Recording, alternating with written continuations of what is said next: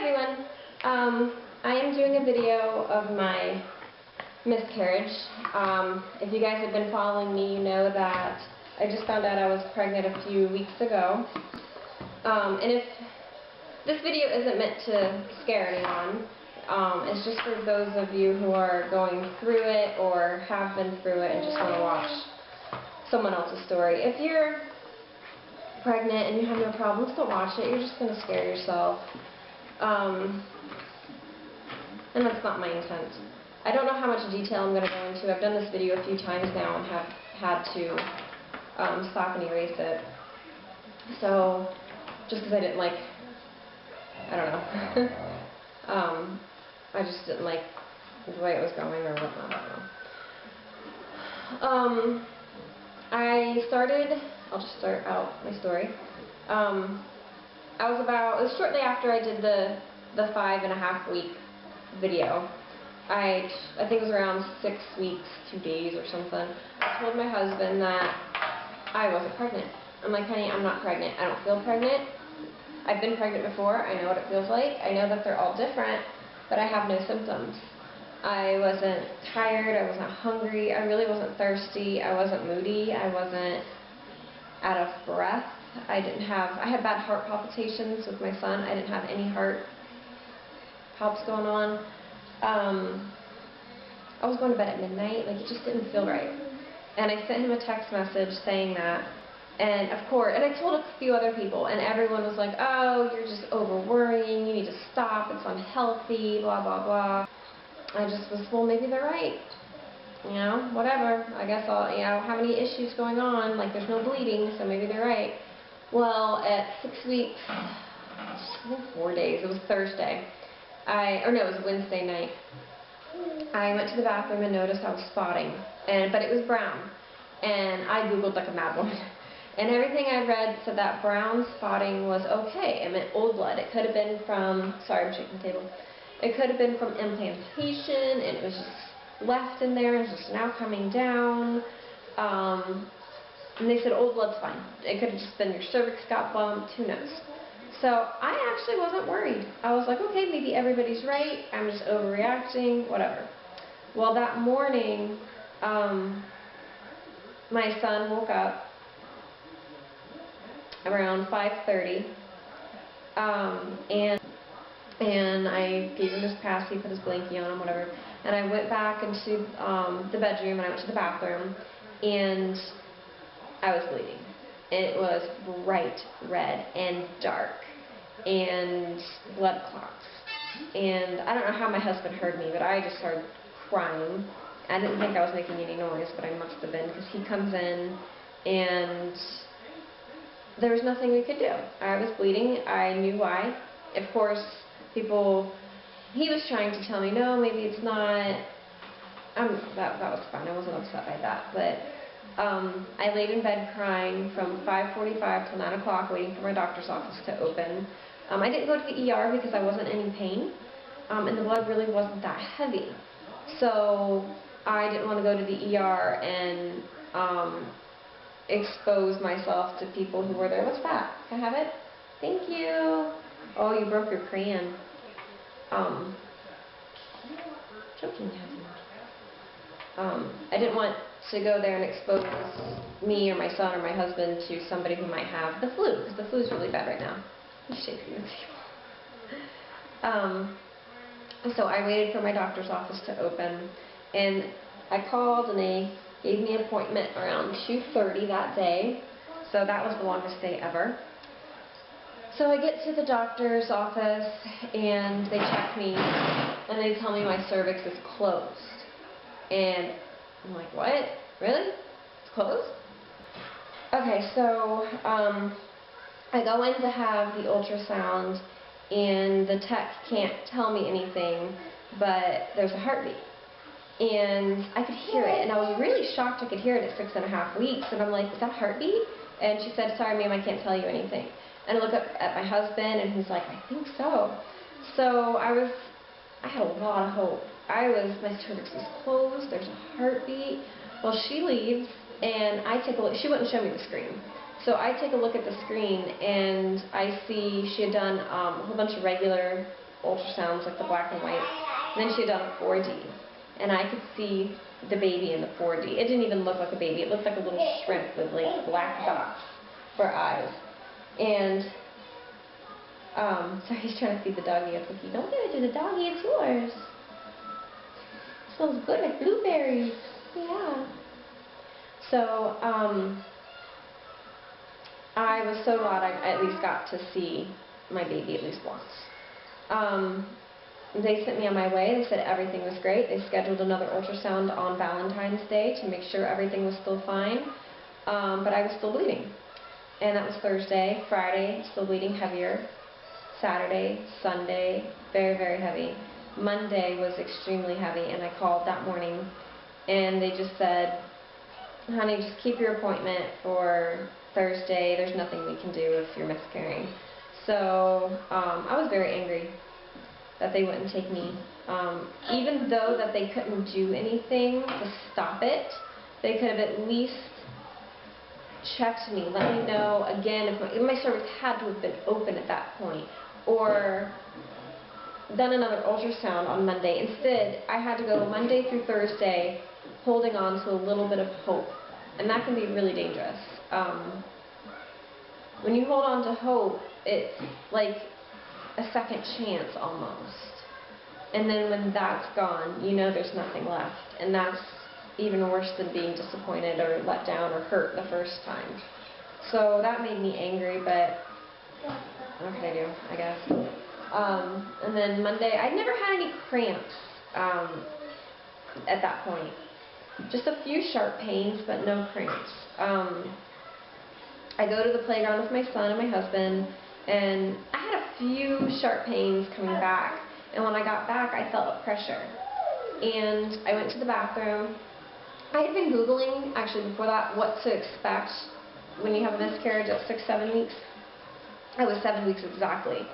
So I knew what it was going to look like. It wasn't going to look like a perfectly formed little baby. It was going to look like a lot of tissue because you're passing a lot of fetal tissue. So I didn't even make it to the bathroom before it came out. Probably about this big, which I was like, I guess that's the right size because the baby's only the size of like a raspberry.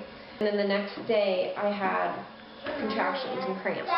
They weren't that painful. They were like the first stage of labor pretty much.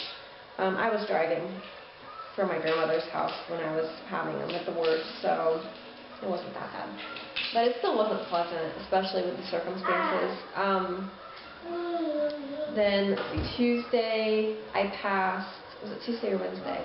One of those days I passed something even larger, like the size of my hand big. At this point I'm freaking out, thinking that it's a tumor, that I have some sort of problem, because the baby is this big. And I knew it was fetal tissue, let me back up a little bit, because it is, it's pink and gray, grayish pinkish color. It might even look white if it's covered in a lot of blood. Don't chase them with that. So, that's how I knew what it was. And this was an even bigger piece, just like that. So, I was a little freaked out. And then the moment that passed, the cramp stopped, and the bleeding was just a slight spotting. That next morning that was a Wednesday, so I had my ultrasound on Thursday, Valentine's Day. That Thursday I dropped my son off with my mother-in-law, my husband's with me, and I passed yet another piece of fetal tissue at her house, and this was even smaller. After that though, that was it, no more bleeding. I got to the OB, I had a little bit of spotting actually when I was at the OB, but that's because they were poking around in there. They did an ultrasound. They said everything was out, everything was gone.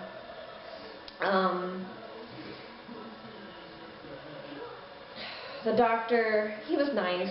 I didn't mean to, but when I saw him, he delivered my son, so it was very, I don't know, I felt relieved to see him, kind of like a comfort a little bit, so I hugged him, which, I don't know, I feel kind of stupid for doing. He seemed very awkward.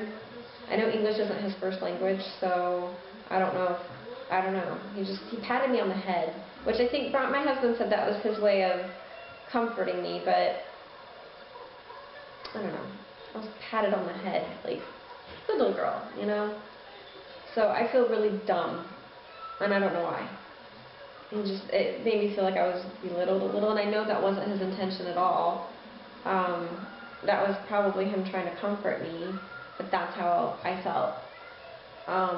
And then he said, well, just wait a cycle, try again. Like, I fell off the horse and I needed to get back on. Like, just try again.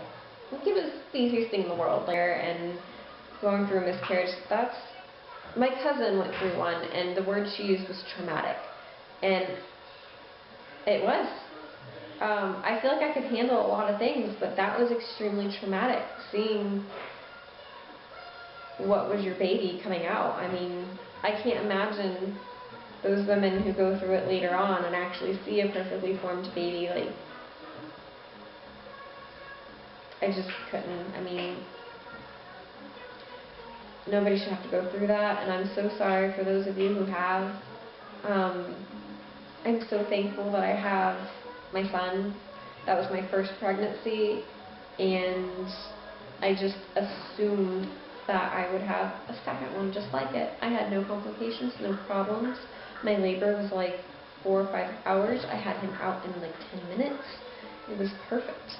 And I'm not bragging. I'm just saying that I was very naive for thinking that it would go perfect again.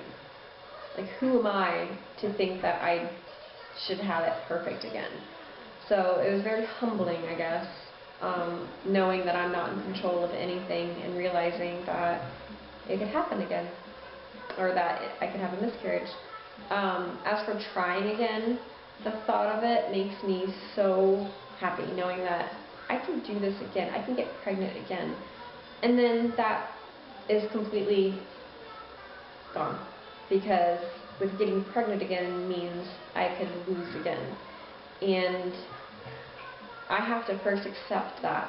I've accepted I've had a miscarriage. I've accepted that. I don't want to accept the fact that it could happen again. I don't want to do that again, but I do want a baby. So I know in time I'll be able to, thank you, I'll put your movie in a second. I know in time I'll be able to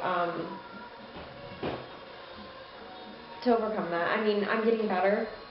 Like, I'm waiting for my next period because I'm actually excited about my next period, because that means I will be ovulating soon. Maybe I could do this again. I don't know. I can't even explain it because I don't even know how I feel. Like, I know this doesn't even make sense, but I guess what I'm trying to say is I'll know when I'm ready, when I'm there. I guess I'll just know. So that was my story. It was awful. I don't ever want to do it again. I'm so sorry for those of you who have done it.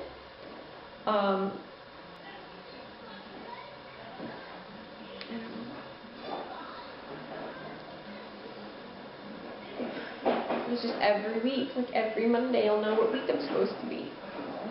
And I'm supposed to be 8 weeks now. And I can't get that out of my head. I'm hoping maybe soon I'll just be, oh, today's Monday, I wonder what week I'll be, and not just know it. I know it just happened at 6 weeks, it's only been 2, so it's fresh, but... So yeah, that was my story. I don't really know what else to say. So hopefully I will be back on doing more pregnancy videos in a few months, I'm hoping. Oh, one other thing. I did call my little baby my cupcake. It was just a little nickname I had for him, or her, and her name was, but I called the baby my little cupcake. And I went out and got, I have a Pandora bracelet, and I got a little cupcake charm. I don't know if you can see it. So, I can remember my little baby.